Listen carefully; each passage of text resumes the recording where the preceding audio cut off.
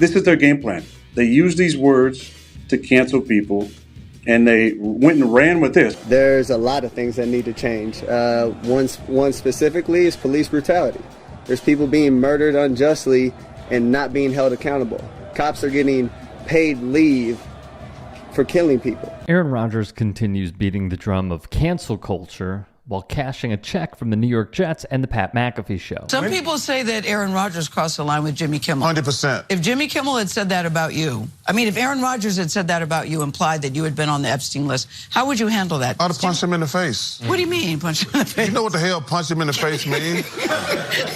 I think that when you're in the limelight, people get to say things about you that goes with the territory. But that when you start comparing people, saying you're hanging out with pedophiles and people having sex with underage girls, dangerous allegation. That's dangerous. Charles Barkley didn't hold back on Rodgers' rhetoric, and he wasn't the only one. In the history of the world, the smartest person in the room has never announced that they are the smartest person in the room.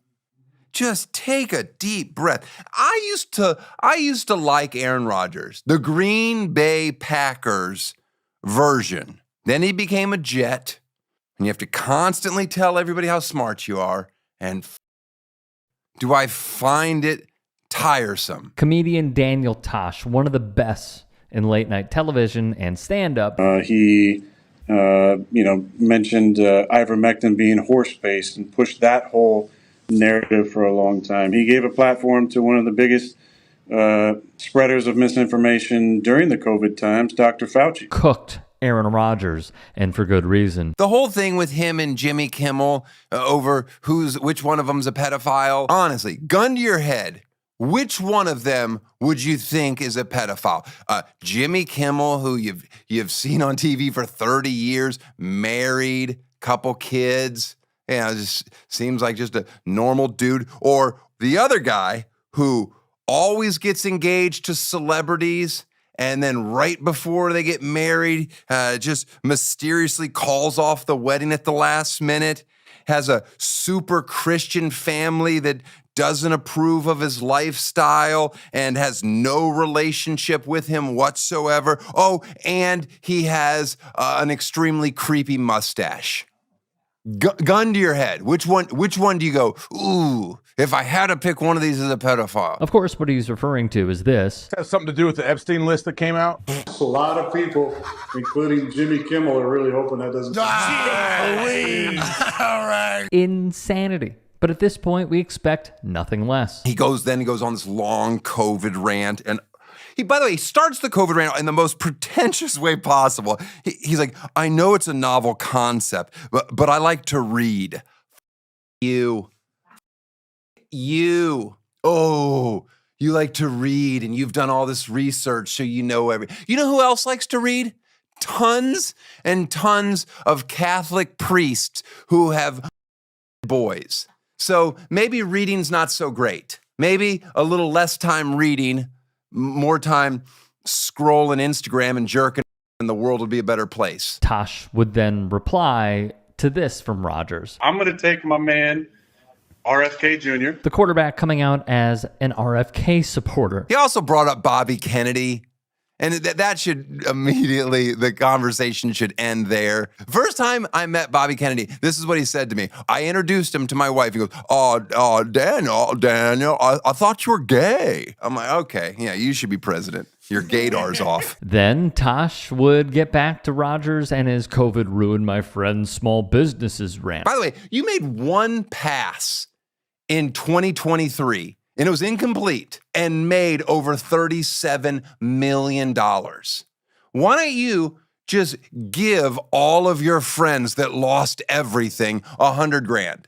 I bet you they'd bounce right back. You know what else he did? He then brought up surfers, which I was like, oh, here we go. How surfers were being arrested for surfing. Oh, really? You know what I did during the pandemic in California? Surfed every day with my friends, and none of us were arrested.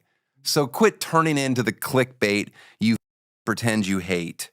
Ugh, so annoying. He's right. Lastly, from the comedian. I don't have a problem with him if he would just come out and be like, hey, this is what I think. But it's when you start saying stuff like, this is this is what happened, and Fauci is a murderer and he wants everyone dead. It's like, couldn't you be wrong? I'm not going to be like, my wife and my kids died. Oh my goodness. How did they die? Well, I listened to my award-winning doctors from Beverly Hills instead of the quarterback for the Jets.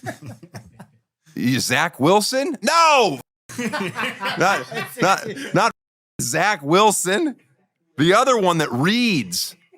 The other guy that reads a bunch of books. I should have listened to him, and now instead my wife and kids are dead because I listened to doctors that told me this was the right thing to do. Oh, I'm so mad at myself. I think this was put better than any political analyst can put it. Not only because it was unfiltered. Please do check out his show. By the way, I have binged these episodes. They are not only hilarious and entertaining, but just fantastic overall. Studio setup, super clean. The multiple camera angles, very clean. Graphics package, very clean. I like it all around. Please go subscribe to Tosh Show on YouTube. Here's what I'll say. I have noticed, and some may disagree, but I follow the Carlin line of thinking when it comes to comedians, their diatribes, who they go after, which is the powerful, the elite, the non-marginalized, the top 1%, the billionaires, the richest of riches, and some who pull the strings by planting certain politicians through legalized bribery to do their bidding. What some in the past few years have done is gone after the marginalized, which does not ring true. It does not hold the same water. It doesn't carry the same weight because we already know that they are marginalized. We already know that they are oppressed. Why pile on? And what I see from Tosh is, look at this dude on his high horse, making over $30 million for throwing one pass. Of course, he tore his Achilles, but throwing one pass. And we're trusting a quarterback over doctors? Sadly, yes, that is where we are at this point. And not only that, not only are we trusting a quarterback for the Jets over doctors, it is now a political ideology to be anti-doctor. These are the same people. I saw this a few days ago, maybe a week ago. There was an outbreak of measles in an airport. That's those people. There are outbreaks and positive infections of things that vaccines get rid of so all of us can live better, so our kids can be safe in school. Those are the deep thinkers. Those are the contrarians. Those are the ones who say, no, you're just not focusing on the right research. Well, which research are you focusing on? Clay Travis.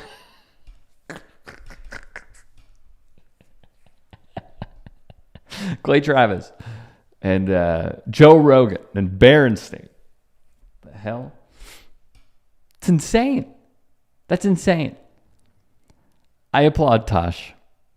Quick story. When I was in LA, I saw Tosh and he was wearing very bright colors and he was walking his dogs. I said hi to him. He gave me a quick hello.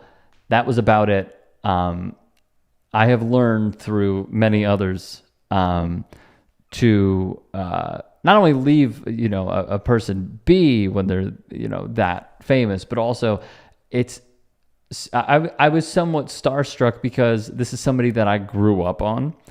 Their comedy specials I have watched. And Tosh.0 had a profound effect on, ask a millennial what they thought about that show. This was, I believe, just getting into the TiVo stage. Maybe just post-TiVo, where it was still appointment viewing. Hosted on Comedy Central. I mean, it was fantastic. Fantastic, and someone I would love to interview. More Aaron Rodgers rants, more sports rants too. Because it's funny, like, we see him go after so many people and make light of so many things, but his sports rants are always on point. So kudos.